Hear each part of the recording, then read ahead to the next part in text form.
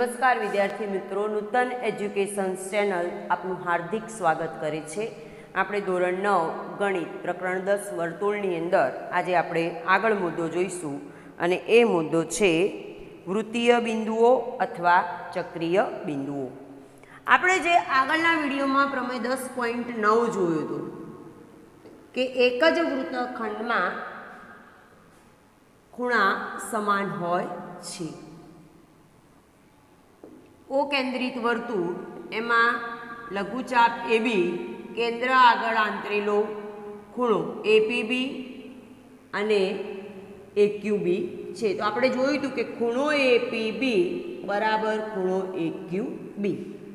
तो आना आधारे जे चार बिंदुओ थया खूणो A, बिंदु A, बिंदु B, बिंदु P अने बिंदु Q, आ चारेय बिंदुओ एक ज वर्तुळ पर आवेला होय छे। ए प्रमेय छे 10.10 के जो बे बिंदुओने जोड़तो रेखाखंड, जो बे बिंदुओने जोड़तो रेखाखंड ए बे रेखाखंडोने समावती रेखानी एक ज बाजुए आवेला बीजा बे बिंदुओ आगळ समान खूणा आंतरे तो ते चारेय बिंदुओ एक ज वर्तुळ पर आवेला होय छे। એટલે કે આ ચારેય बिंदु बिंदु A, B, P અને Q एक ज वर्तुळ पर आवेला छे અને આવા બિંદુઓને વૃત્તીય બિંદુઓ અથવા ચક્રીય બિંદુઓ કહે છે। તો અહીંયા આપણી ખૂબ જ અગત્યની વ્યાખ્યા છે ચક્રીય બિંદુઓ અથવા વૃત્તીય બિંદુઓ।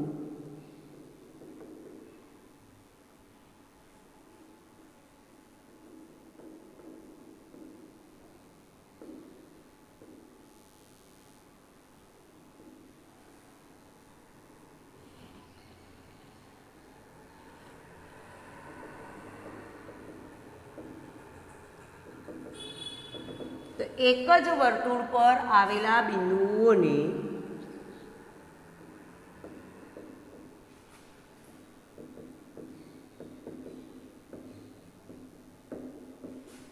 वृत्तीय बिंदुओ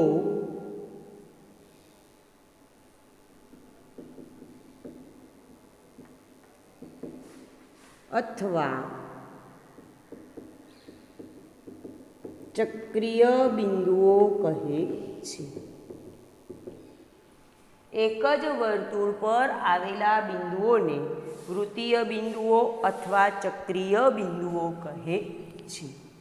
हवे छे चक्रीय चतुष्कोण।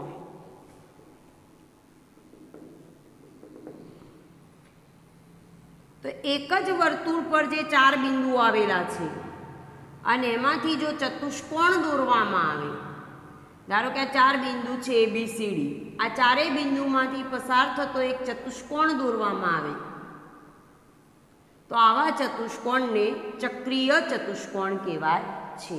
एटले के जे चतुष्कोणना चारे शिरोबिंदुओमांथी एक वर्तुळ पसार थतुं होय तो तेवा चतुष्कोण ने चक्रीय चतुष्कोण कहे छे। अथवा ABCD चतुष्कोण ABCD ना बधाय शिरोबिंदुओ एक ज वर्तुळ पर आवेला होय तो तेवा चतुष्कोण ने चक्रीय चतुष्कोण कहे छे। अथवा जे चतुष्कोणना चारेय शिरोबिंदु एक ज वर्तुळ पर आवेला छे, जे चतुष्कोणना चारेय शिरोबिंदुओ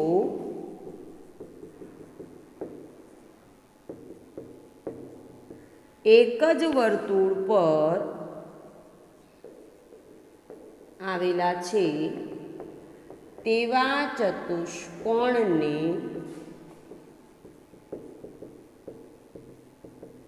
चक्रीय चतुष्कोण कहे छे। अथवा व्याख्या एवी आपी शकाय के चतुष्कोणना चारेय शिरोबिंदुओमांथी जो एक ज वर्तुळ पसार थतुं होय तो तेवा चतुष्कोणने चक्रीय चतुष्कोण कहे छे। हवे आ चतुष्कोणमां एक परिणाम छे जे तमारे जाते करवानुं छे। दरेक विद्यार्थी मित्रोए जाते एक प्रवृत्ति करवानी छे। वर्तुळ दોરવાનું, વર્તુળ ઉપર 4 શિરોબિંદુ લેવાના, ચારેય શિરોબિંદુને જોડી એવી જુદી જુદી 5 આકૃતિઓ દોરી આવી રીતે ચતુષ્કોણ બનાવવાનો અને એના ચારેય ખૂણાના માપ લખવાના. ખૂણો એ, ખૂણો બી, ખૂણો સી અને ખૂણો ડી. પછી એના સામસામેનો ખૂણો, ખૂણો એ વત્તા ખૂણો સી અને ખૂણો બી વત્તા ખૂણો ડી, સામસામેના ખૂણાઓનો સરવાળો કરવાનો. તો અહીંયા આપણને એક પરિણામ મળે છે અને એ પરિણામ છે પ્રમેય 10.11.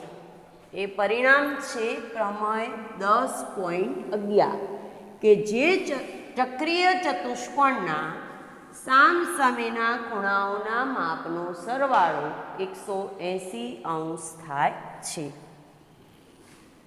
પ્રમેય 10.11 ચક્રીય ચતુષ્કોણના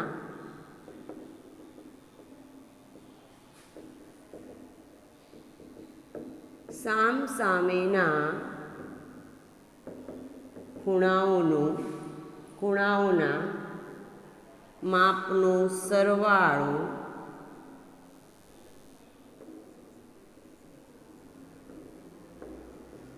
180 થાય છે. ફરીથી ચક્રીય ચતુષ્કોણના સામસામેના ખૂણાઓના માપનો સરવાળો 180 થાય છે. આ પરિણામ દાખલાઓ માટે ખૂબ જ જરૂરી છે. પ્રમેય 10.12 એ પ્રમેય 10.11નો પ્રતિપ્રમેય છે કે જે ચતુષ્કોણના સામસામેના ખૂણાઓના માપનો સરવાળો 180 થાય તેવા ચતુષ્કોણને ચક્રીય ચતુષ્કોણ કહે છે.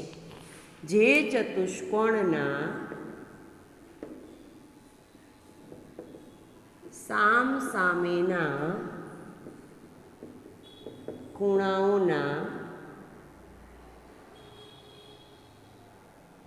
માપનો સરવાળો 180 થાય તેવા ચતુષ્કોણને ચક્રીય ચતુષ્કોણ કહે છે.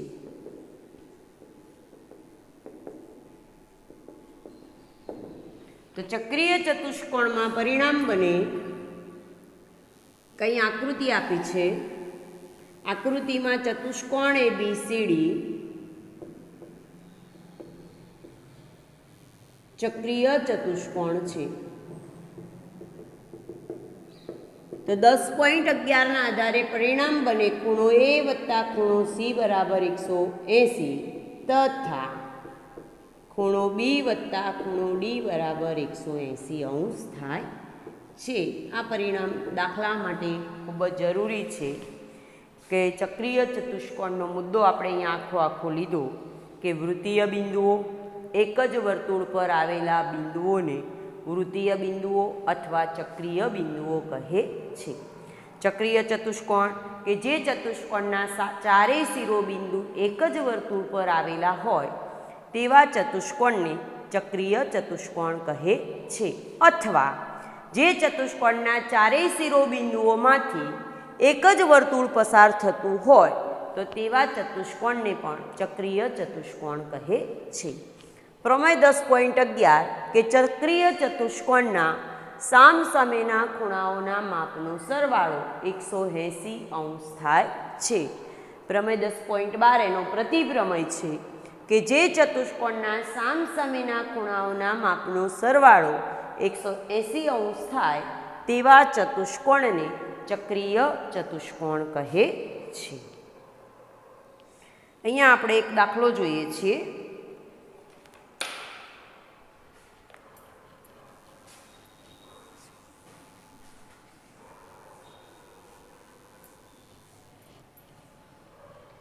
એક એક્ઝામ્પલ્સ આપણે જોઈ લઈએ, પછી આપણું અહીંયા આગળ વિડીયો પૂરો કરીશું. કે આકૃતિમાં ચતુષ્કોણ ABCD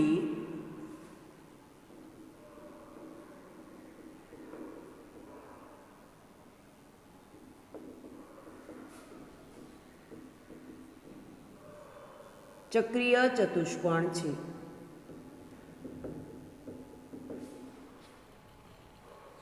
અને એસી તથા બીડી તેના વિકર્ણો છે.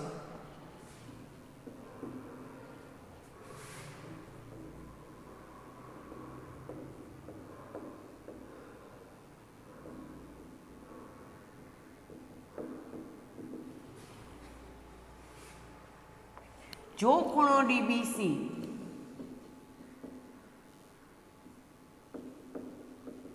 $55 અને ખૂણો બીએસી બરાબર 45°, તો ખૂણો બીસીડી શોધો.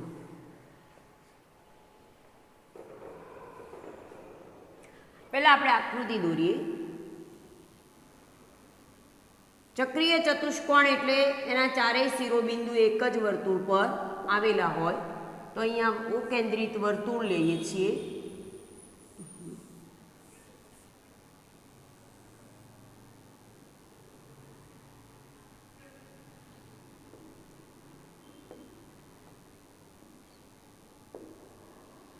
ચતુષ્કોણ એ બી સી અને ડી આપણે ચતુષ્કોણ દોર્યો છે. એસી અને બીડી, એસી તથા બીડી તેના વિકર્ણો છે.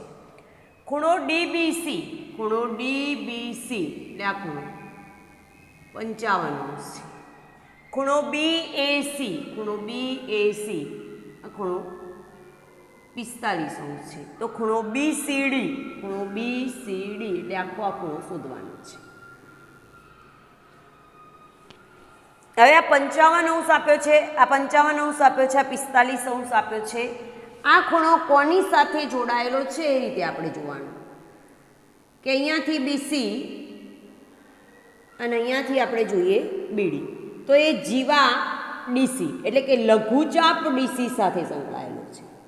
તો લઘુચાપ ડીસી એ બાકીના ભાગ પર આંતરેલો ખૂણો ડીબીસી. તો હવે આ જ ચાપે બીજો કયો ખૂણો બનાવ્યો છે? તો અહીંથી જોઈ શકાય એ ચાપના બે અંતે બિંદુ પકડીએ તો આપણને બીજો ખૂણો મળી જશે. આરે ખૂણો, અને આ ખૂણો પણ કેટલાનો થશે? 55, કારણ કે એક જ વૃત્તખંડના ખૂણા સમાન હોય છે. તો અહીંયા ખૂણો ડીબીસી બરાબર ખૂણો કયો થશે? ડીએસી, કારણ એક જ વૃત્તખંડના ખૂણા સમાન હોય છે. હવે ડીબીસી આપણે જાણીએ છીએ, ખૂણો ડીબીસી બરાબર 55°. આથી ખૂણો ડીએસી બરાબર કેટલાનો થશે? 55°. તો આપણને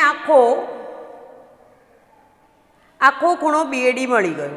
ખૂણો બીએડી મળી ગયો. ખૂણો બીએડી એટલે 45 + 55.